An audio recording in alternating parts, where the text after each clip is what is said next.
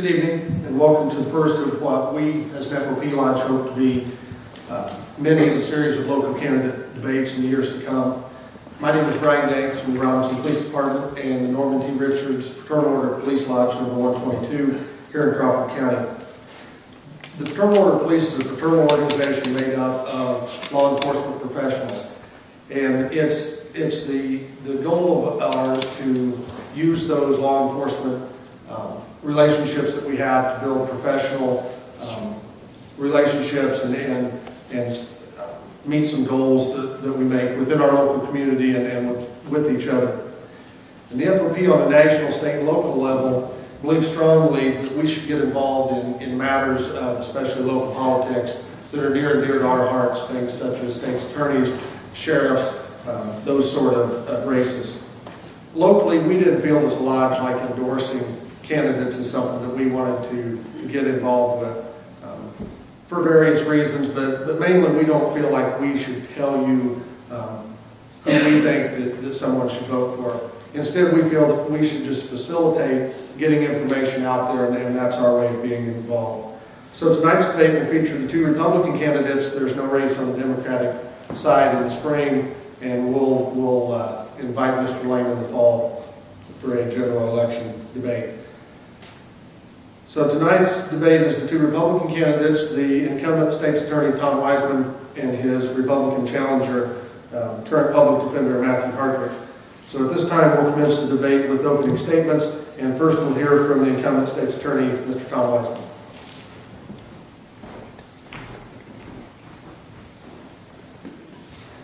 Well, I was expecting maybe Fox News or CNN, but I'll take what I can get. I'm Thomas R. Wiseman. I'm Crawford County State's Attorney. I have been since 2006. I was elected that year and then re-elected in 2008.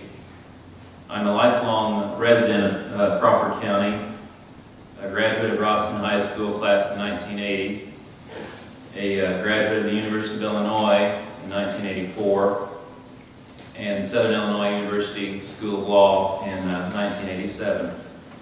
I was engaged in the private practice of law in Robinson from 1987 until the election in 2006. Notable events that have occurred during my terms as state's attorney include the improvement in the collection of fines and costs in criminal and traffic cases, the establishment of a child advocacy center to assist in the prosecution of crimes against children, the establishment of a mandated drug court in Crawford County, and the growth of funds being paid by criminals to local law enforcement drug funds for use in the war against drugs. Also, there's been tough prosecution in sexual assault cases, including cases involving child victims. I'm 49 years old, a Republican. I'm a member and past president of the Robinson Kiwanis Club, member of the Elks in Robinson, and a member of the board of the Crawford County Historical Society. I live in Robinson with my wife, Amanda Michael Wiseman, and my daughter, Sarah, who's 12 years old and attends Melville Middle School. Thank you. Mr. Hunter. Thank you, Officer Danks and the FOP for having us here today. As stated, my name is Matthew Hartrick. I am a native resident of Crawford County. I was born and raised here. I'm the son of Eileen Hartrick and the late Keith Hartrick. I graduated from Robinson High School in 1996 as class valedictorian. 3 years later, I graduated from the University of Illinois with a bachelor's degree in economics and high honors. 3 years after that, I graduated in 2002 from the University of Illinois College of Law, magna cum laude. I'm currently the Crawford County Public Defender, was admitted to the practice of law in 2002. Previous to being the Crawford County Public Defender, I was an assistant state's attorney in Champaign County, Illinois. I am a member and former president of the Crawford County Bar Association, a member of the Sons of the American Legion, and a pastoral council member and community minister at St. Elizabeth's Catholic Church. And I'm running for state's attorney because I believe that as state's attorney, I can make the criminal justice system in Crawford County a fairer, more effective, and more efficient system. Thank you. Okay. We'll start our series of questions. We had 2 coin flips before we started.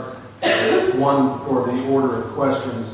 Mr. Weissman won that. He chose to take the first question. He'll have 2 minutes to answer the question, and his opponent will then have a minute of rebuttal time.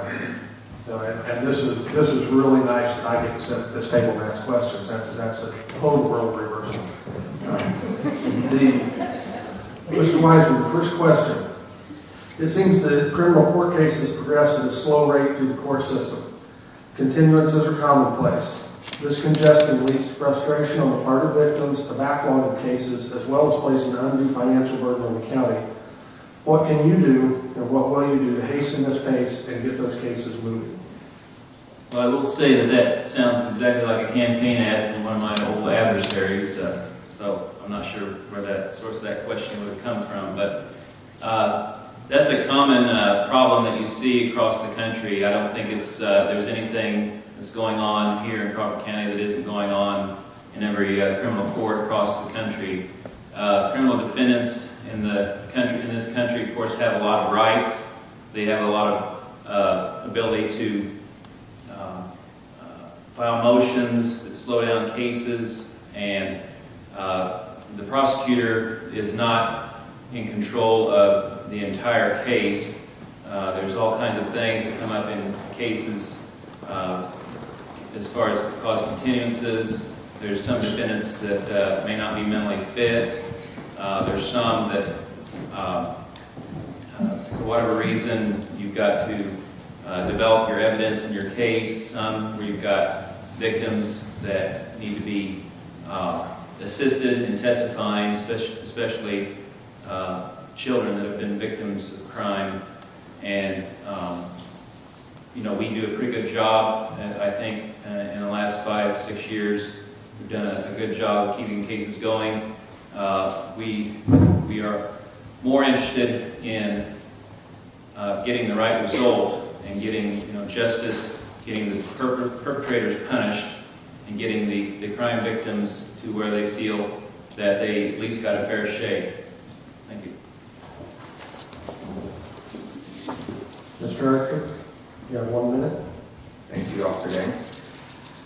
I believe it is true that often the criminal justice system does move at a relatively slow pace. As the state's attorney, I would act to try to speed up the court system.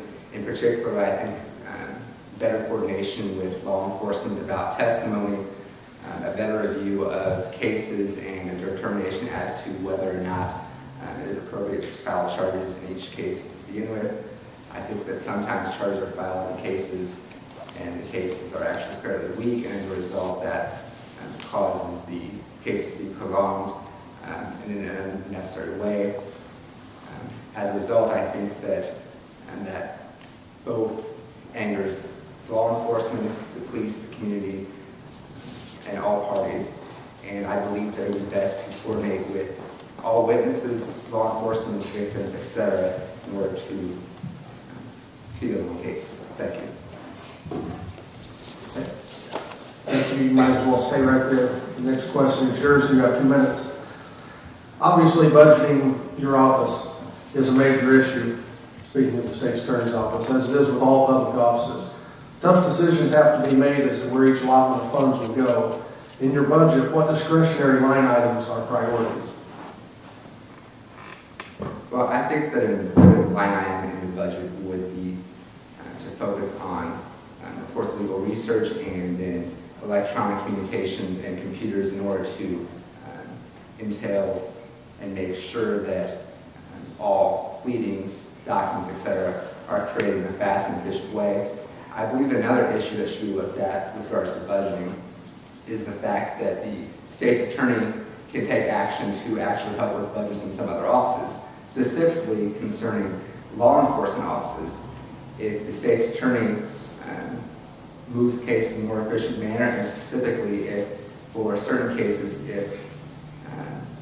when it's unnecessary to have law enforcement at hearings when they've been notified, and then the hearing is essentially called off the day of the hearing or maybe the day before. That results in increasing overtime budgets for the Sheriff's Department, the City of Robinson Police Department, the Alabama Police Department, and I believe that I would do a better job of communicating with those offices and preventing overtime when it's unnecessary, and that's an important feature that I think would be very important also. Thank you. Mr. Wiseman, Yes. you have 1 minute of rebuttal time. Yeah, I would just point out to the public, because I know that the general public that's listening on the radio and perhaps in attendance here today doesn't understand that quite exactly how the legal system, the criminal justice system does work. And of course, one thing that could do just what Mr. Hardrick said would be to, for instance, for the defense attorney to notify the prosecutor ahead of time, hey, I'm going to waive preliminary hearing, so you can call your witness off. But that's seldom done, at least in Crawford County. I think it's done almost on a regular basis. I would almost call it a routine basis in other counties around the state. So, that would be one thought there. As far as criminal cases where the law enforcement show up and then they don't, there's no hearing. Well, obviously, sometimes the criminal defendant comes in and either pleads or there's a settlement in the case, and of course that is much more